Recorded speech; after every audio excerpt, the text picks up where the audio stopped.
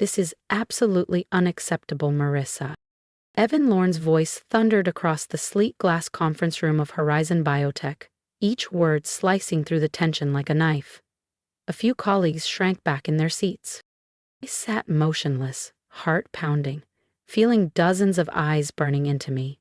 What was supposed to be a routine quarterly review had turned into my public shaming. My name is Marissa Clay, and after 17 years at Horizon Biotech in Portland, Oregon, this was how my journey was ending. At 51 years old, I had built my entire career around precision, ethics, and scientific integrity. Every safety protocol, every audit, every compliance report, handled with painstaking care.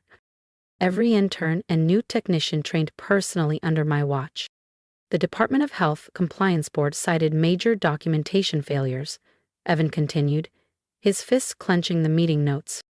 $9,100,000, 0 cents in research grants. Gone, he barked, slamming his palm onto the table with a sharp crack. The urge to defend myself rose, but I swallowed it. This wasn't about truth. It was about optics, about protecting Horizon's shiny new merger with Medcore Industries. Ever since that deal 6 months ago, quality standards had quietly eroded. Speed mattered more than safety. Image mattered more than facts. The new corporate hires played by a completely different set of rules, ones written in disappearing ink. Due to compliance failures tied to the grant investigation, Evans said coolly, Marissa Clay's employment is terminated, effective immediately. Security will assist with her office clearance. I rose silently. I smoothed the lapel of my charcoal gray jacket, the same one I'd worn on my very first day, and walked steadily out. Behind me, the room broke into frantic whispers. As I passed the biotech floor, I caught sight of Dr. Jeremy Hale, one of Medcore's prized recruits. He glanced up, his face flickering with guilt, before snapping back to his computer. That tiny, involuntary reaction confirmed what I'd long suspected. Only now, I had something they didn't know about. Long before the merger chaos, I had been keeping a second set of records, not just the ones Horizon wanted in the system, but a personal archive. Every deviation, every protocol ignored, every shortcut taken under executive order. Call it paranoia, call it foresight. But today, it was about to become my weapon. It was time to show Horizon Biotech what real accountability looked like. Over the years, I had watched brilliant young researchers rise and just as quickly fall. Some cracked under the relentless pressure to produce rapid publications. Others chased accolades so fiercely they abandoned caution, cutting corners to get there. But through it all, I had been the constant, the quiet steward of integrity, the one who fought to keep our lab science unimpeachable. I started at Horizon Biotech when it was still a scrappy independent firm, specializing in rare autoimmune disorders. Back then, every tiny breakthrough was a cause for celebration, not a line item for stockholders. Our founder, Dr. Meredith Lang, believed that patients bred precision. Good science, she'd often say, tapping her glasses against her notepad, takes time and respect. When Dr. Lang retired 6 years ago, everything shifted. The new leadership valued flashy patents and grant windfalls over painstaking research. And when the merger with Medcore Industries happened 6 months ago, Horizon's soul all but vanished. I packed my office slowly, fitting 17 years of dedication into a single cardboard box. Photos of research teams that had long since scattered. Certificates for excellence in lab management. And tucked between them, a handwritten note from Dr. Lang herself, thanking me for standing firm when it mattered. Marissa, do you need help? I turned to see Nathan Kim, a young lab assistant I had personally mentored not long ago. His face showed a mix of sympathy and uncertainty. Thank you, Nathan, I said softly, but I've got it under control. I paused, offering a final piece of advice. Keep thorough notes, especially when it comes to the trial documentation. His brows furrowed slightly. Is that what this is about? The trial records? Among other things, I replied carefully. Protect yourself. Always document the truth, even when it's inconvenient. After he nodded and left, I opened the bottom drawer of my desk one last time. Inside was a plain, battered leather journal, my private ledger. Each page was filled with dates, names, protocol breaches, evidence of misconduct MedCorp had tried to bury, particularly concerning Dr. Hale's rushed clinical trials and the tampered chemical inventory reports. I tucked the journal securely into my bag, then took one long look around the office that had shaped so much of my adult life.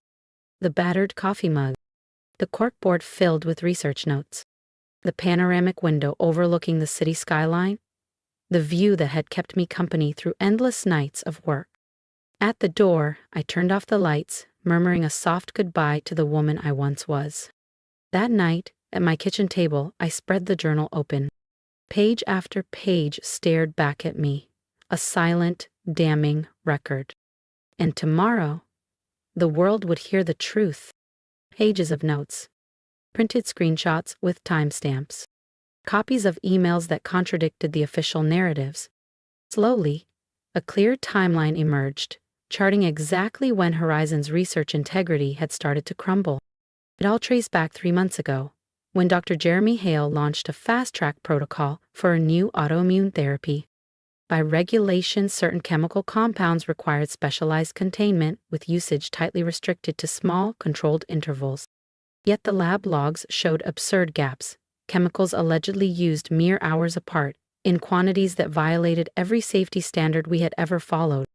When I questioned it, Evan Lawrence shrugged me off. Dr. Hale has executive approval to accelerate the trials, he said coldly, no further clarification given, no room for debate. Then came the discrepancies in clinical results. Data gaps that were magically filled days later with numbers that looked too perfect. When I flagged the irregularities, Evan's reply was razor sharp.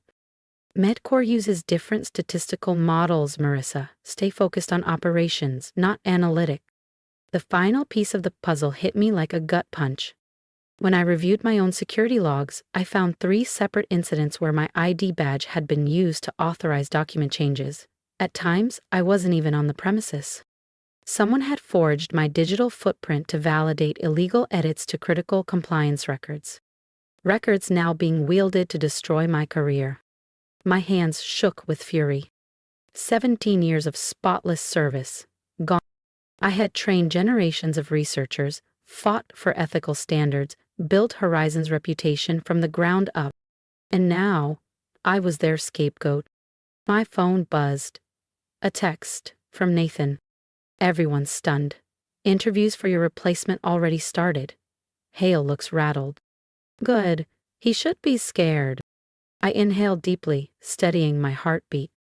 Then I powered up my laptop. One by one, I began assembling the evidence. First, a detailed report to the Institutional Ethics Review Board, exposing the falsified data and naming everyone involved. Next, a file for OSHA complete with screenshots, logs, and a breakdown of chemical storage breaches. As I worked, the anger faded. What remained was clarity. This wasn't about revenge. This was about restoring the truth. About reminding people that science serves humanity, not quarterly earnings. By midnight, the reports were polished, saved, and queued for submission at sunrise. I closed my laptop, stood, and walked to the window. The city lights of Portland glittered in the darkness, and for the first time in weeks, my heart felt steady. Tomorrow, everything would change. Not just for me, but for Horizon Biotech and the empire that thought they could erase me. Before heading to bed, I laid out my clothes for the next morning. The same charcoal gray blazer I had worn on my first day, and again on what they thought was my last. But tomorrow, I had one final duty to fulfill. One final act of stewardship for the truth I had guarded all these years. Morning light streamed through the kitchen blinds as I sipped coffee, reviewing every page one last time. Every accusation backed by undeniable evidence. Every claim verifiable through independent audit. Meticulous, because that was who I had always been. I sent the emails within minutes of each other, first to the Institutional Ethics Review Board, then to OSHA. The weight that lifted from my shoulders was almost dizzying. Whatever followed, the truth was no longer buried. My phone buzzed almost immediately. Horizon Biotech appeared on the caller ID. I let it ring into voicemail. Another call. Evan Lorne's number this time. Decline. I didn't need their panic, their threats, or their last-minute bargaining. The evidence spoke louder than any apology could. I dressed carefully, sliding my arms into the familiar jacket. In my bag, I placed a sealed envelope containing hard copies of every document I had submitted. And then I drove to Horizon Biotech one last time. The front desk receptionist, Elise, looked visibly startled when she saw me. Mrs. Clay, I thought. We were told. I'm just dropping something off, I said calmly, offering her the envelope. Please make sure this reaches the board of directors. It's important. I turned to leave, but footsteps echoed down the hallway behind me. Dr. Jeremy Hale was rushing toward me, his face taut with strain. Marissa, wait, he called out. I paused, letting him catch up. Up close, the toll of sleepless nights was written all over his face, hollow cheeks, bloodshot eyes. Can we talk? He asked in a hoarse whisper. Privately? I don't think we have anything left to discuss, Dr. Hale, I replied, my voice steady. Please, he pressed, glancing anxiously toward Evan's office. What happened yesterday? It wasn't right. I tried to say something, but you stayed silent, I cut him off. Just like you stayed silent when you fast-tracked trials. Just like you stayed silent when my credentials were used without my consent. His face went pale. The bravado he once carried evaporated. How did you? His voice cracked. 17 years, Dr. Hale, I said softly. 17 years of knowing every system, every protocol, every audit trail. And now, all of it, every lie, every shortcut, was finally exposed. If you've been standing with Marissa through this journey, don't forget to subscribe. The next chapter will reveal just how far the truth can shake an empire. I kept my voice calm and measured. Did you really think I wouldn't notice? It was Evan, Dr. Hale whispered, glancing over his shoulder to make sure no one overheard. Theater. He said we needed the results fast-tracked for the MedCorp quarterly report. He said you were being difficult, slowing everything down with all your unnecessary checks. Those checks are what make our research legitimate, I said quietly. They're what keep people safe. But it doesn't matter now. A drain from his face. What? What have you done? My job, I said simply. The same job I'd been doing for 17 years, whether anyone appreciated it or not. Without another word, I turned and walked out of Horizon Biotech for the last time, my head held high. By noon, my phone was lighting up with calls from unknown numbers. By 2 o'clock, the local news was already buzzing. OSHA inspectors had arrived unannounced at Horizon's research division. By 4, I received an email that made my heart catch. From Dr. Meredith Lang. Marissa, I was contacted today by the Ethics Review Board regarding your report. I always knew you were the moral center of this lab. Would you be willing to meet? There may be more buried that needs to come to light. I leaned back, a small, satisfied smile playing at the corners of my mouth. Dr. Lang had been retired for years, but her name still commanded immense respect in the scientific community. If she were stepping in, Horizon and MedCorp had no idea how deep the reckoning was about to go. 2 days later, I sat across from her in the sun-drenched sitting room of her Portland home. At 77, she was still sharp-eyed, quick-witted, her house lined with scientific journals, framed awards, and family photos. They've suspended all research activities pending investigation, Dr. Lang said as she poured tea into delicate china cups. OSHA found exactly what you reported, serious violations in chemical handling. The ethics board is moving forward with a full inquiry into the data manipulation. I nodded slowly, my hands warming against the teacup. And Dr. Hale? I asked. Placed on administrative leave, she confirmed. He's cooperating, for now. Dr. Lang studied me over the rim of her cup. But there's something else, isn't there? She said softly. Something you didn't include in your reports. I hesitated. She had always been perceptive, dangerously so. The grant wasn't pulled only because of compliance issues, I admitted. At least, not the ones they tried to pin on me. Her brows lifted, sharp with curiosity. Go on? I took a breath. 3 weeks ago, I discovered inconsistencies in the preliminary trial data submitted for the NIH grant. The reported patient improvement rates were almost too perfect. Too consistent, statistically improbable in every way. When I compared the raw data sets to the final report sent to the NIH, the discrepancies jumped out immediately. I reached into my bag, pulled out a slim folder, and slid it across Dr. Lang's coffee table. The NIH didn't reject our grant because of compliance technicalities, I said quietly. They rejected it because someone on the review committee flagged the same statistical anomalies I did. Dr. Lang opened the folder. As she read, her mouth set into a hard line. And Evan knew this? She asked, her voice low. He had to, I replied. I sent him a full analysis 2 days before the grant was officially declined. I took a slow sip of tea. When the rejection came through, he needed someone to blame. Someone expendable. I shrugged. Not Dr. Hale, of course. He was their star, their direct line to MedCorps' favor. So they sacrificed you, Dr. Lang said, snapping the folder closed. 17 years of impeccable service discarded. Welcome to corporate science, I said with a wry smile. Quite different from the lab you built. Indeed, she said grimly. She pushed the folder aside and fixed me with a piercing stare.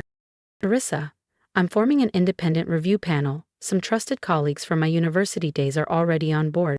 With your documentation and your testimony, we can make sure this doesn't get swept under the rug. Just then, my phone buzzed with a new email. I glanced down and blinked in surprise. It's from the National Institutes of Health, Office of Research Integrity, I said, scanning the message. They're requesting a formal interview regarding the Horizon grant application and everything that's happened since. Dr. Lang gave a small, satisfied nod.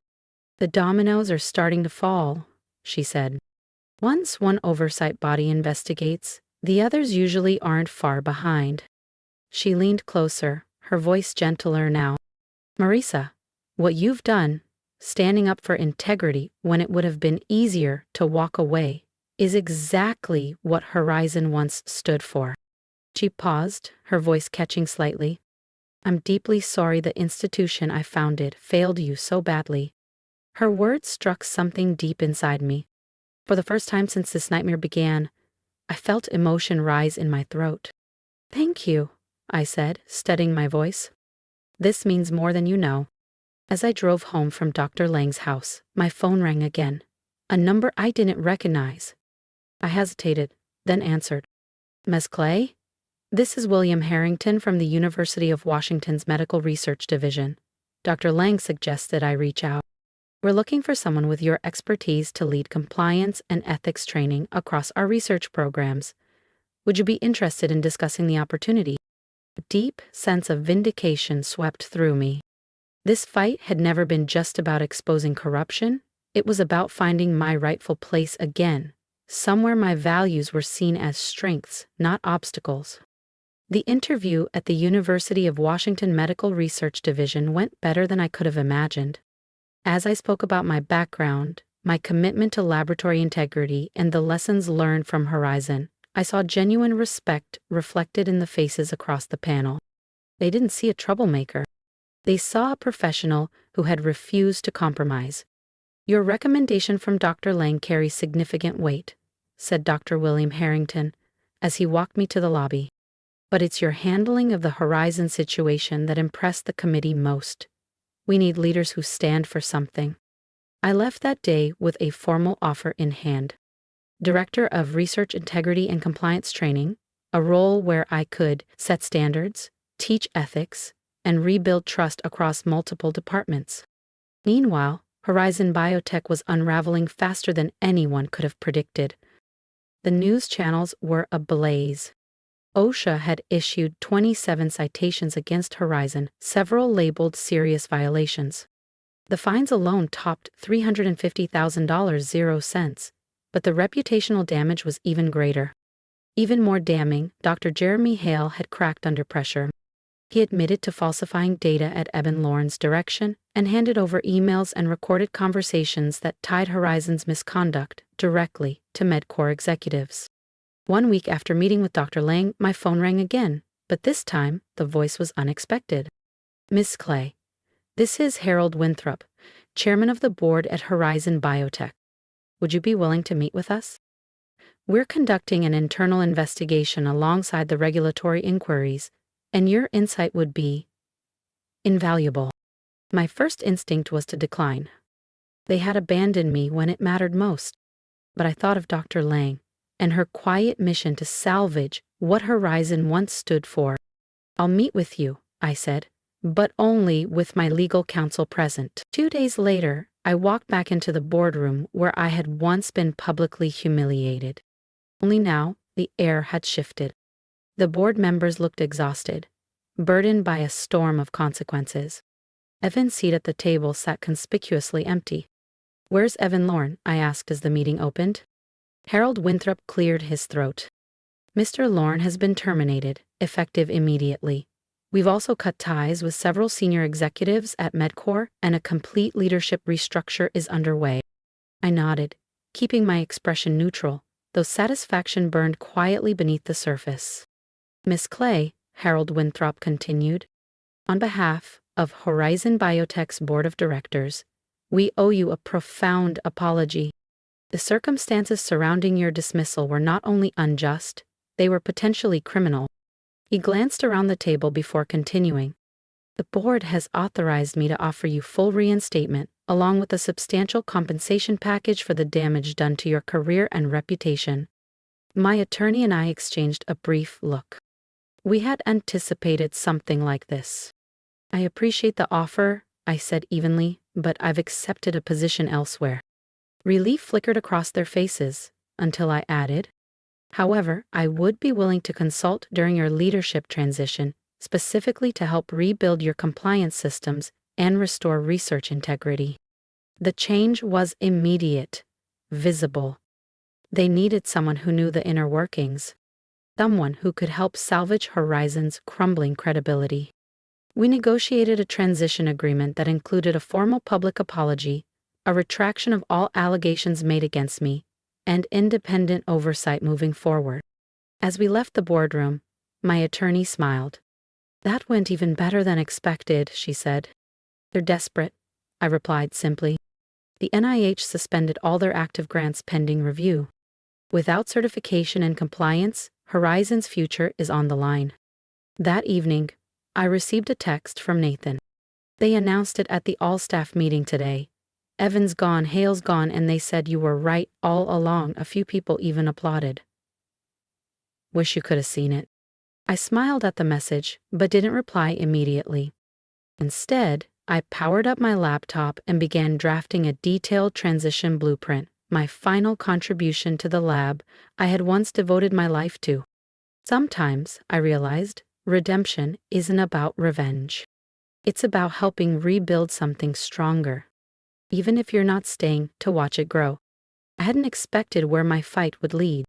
Yet 6 months later, I found myself seated before the House Committee on Science, Space, and Technology, preparing to testify on research ethics in privately funded laboratories. Across the hearing room, Evan Lorne and 3 former MedCore executives sat at a separate table, their faces pale and drawn. They had already been indicted on federal charges related to grant fraud. Now they faced something almost worse: public accountability. "Ms. Clay," Congresswoman Valeria Diaz began, "could you describe the circumstances that led you to uncover these compliance violations?" For the next hour, I spoke plainly. Of the pressure to cut corners, of the falsified records, of the betrayal, and the cost of standing firm. "And in your professional opinion," another committee member asked, "how common are these practices?" I looked them straight in the eye. "More common than anyone wants to admit. The pressure to secure funding and produce marketable results often overrides scientific integrity," I said clearly into the microphone. "That's why we urgently need stronger whistleblower protections and stricter oversight for private research institutions." My testimony was broadcast across national news outlets. Clips of my calm, methodical statements contrasted sharply with Evan Lorne's defensive stammering and the evasive, hollow responses from the MedCorps executives. Public opinion shifted almost overnight. A new wave of support for increased regulation of privately funded research facilities swept across the media and political landscape. When I finally stepped down from the witness stand, Dr. Meredith Lang was waiting for me just beyond the hearing doors. She reached out and squeezed my hand. "You didn't just expose Horizon's failures," she whispered. "You sparked a national conversation about scientific ethics." As we made our way into the crowded hallway, reporters surged forward with cameras and microphones. In the commotion, I caught a glimpse across the lobby. Literally everyone was watching me. His expression was a complicated tangle of anger, regret, and defeat. Our eyes met briefly, and then he turned away, vanishing into the crowd. He had lost everything. His reputation, his career, and soon, most likely, his freedom. Meanwhile, I had gained something far more lasting: vindication and a new beginning. 1 year after that fateful day at Horizon, I stood at a podium inside the largest lecture hall at the University of Washington, addressing a packed room of students, faculty, and visiting researchers. The topic of my keynote presentation? Ethical guardianship, protecting integrity in scientific research. "The pressures you'll face in your careers will be very real," I told them. Funding shortages, publication deadlines, corporate demands. But the moment you sacrifice scientific integrity is the moment you stop being a scientist and become something else entirely. The room was silent, attentive. From my new position at the university, I had developed a comprehensive training program, now being adopted by research institutions nationwide. My experience had been transformed from a painful memory into a practical blueprint for future generations. After the lecture, as the audience began to filter out, a familiar face approached me through the crowd. Nathan Kim, my former lab technician from Horizon. "Professor Clay," he called out with a broad grin. "That was incredible, so inspiring." "Just Marissa, these days," I corrected him with a smile. "How's everything back at Horizon?" "Completely different," he said. "The new leadership team implemented every protocol you designed. We're smaller now, but the work feels real again." We chatted for a few minutes more. Horizon Biotech had survived, humbled, reformed, and far more cautious. MedCorps, on the other hand, had collapsed under the weight of lawsuits and fines exceeding hundreds of millions of dollars. As for Evan Lorne and 2 MedCorps executives, federal prison sentences. Dr. Hale, he had avoided prison by cooperating fully, but his career was over. "I've been offered a research position here at the university," Nathan said hesitantly. "Though, I was wondering, would you consider being my advisor?" I smiled, remembering the young technician who had stood by me when others stayed silent. "I'd be honored, Nathan." Later that evening, a new email lit up my inbox, a notification from the Journal of Scientific Integrity. My article on reforming research ethics had been accepted for publication. Change was happening.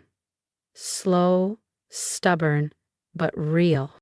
And, for the first time in a long while, I knew I hadn't just survived this storm, I had helped rebuild the sky. If you've stayed with me through this journey, I just want to say thank you. This story wasn't just about me. It was about anyone who has ever been overlooked, underestimated, or pressured to compromise their values for someone else's gain. I would love to hear from you. Have you ever been in a situation where you had to stand up for what was right, even when it cost you something? Have you ever been made to feel like integrity didn't matter, only to realize later that it was the most important thing you had? Please share your thoughts in the comments. I would be honored to read your experiences and reflections. Your story matters. And if you found strength, hope, or even just a spark of inspiration in what I shared, I ask you to subscribe to the channel. Together, we can build a community where courage, truth, and resilience are celebrated, not punished.